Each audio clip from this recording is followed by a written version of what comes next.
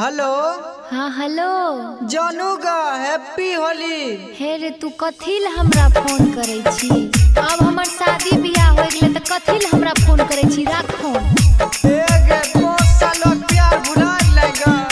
आय होली न ये बन म्यूजिक बाय डीआर की रिकॉर्डिंग स्टूडियो मोहनपुर। ससुरा में सैया तोहर महा नहीं छौगे। एगे महा नहीं छौगे। होली में आई जो देखैला लवर तोहर का नहीं छौगे। होली में आई जो देखैला लवर तोहर का नहीं छौगे। छोड़ी के तू गेला ही दिल नहीं महा नहीं छौगे। दिल नहीं महा नहीं छौगे। होली में आई जो देखैला लवर तोहर का नहीं छौगे। होली में आई जो देखैला लवर तोहर का नहीं छौगे। कथी ले काने छी? अपन देह धुनै छी। कानी के की होतो? अब अपन जिंदगी देख।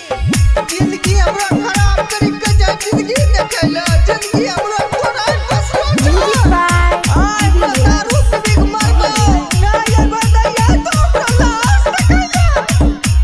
डीआर की रिकॉर्डिंग स्टूडियो मोहनपुर। जहिया से छोड़ी के गेली ससुराल गे। ओही दिन से लवर तोहर पारल छौटी मार गे।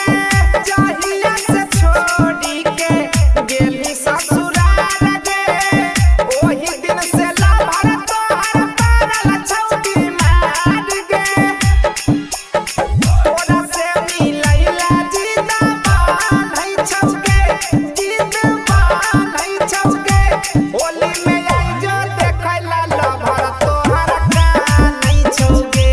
होली में आई जो देखैला लवर तोहर का नहीं छौगे। तोरा पता छौगा होली है दिन हमरा प्रपोज तोरा करने चलियो। कम से कम होली हो दिन जान के मुंह देखाला। हमरा आत्मा जुड़ा जेतिए।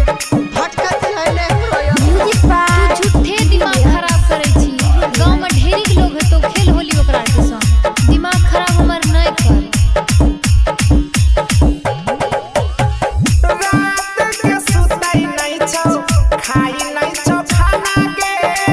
एक बार मिली लेबै कर नहीं बहाना गे।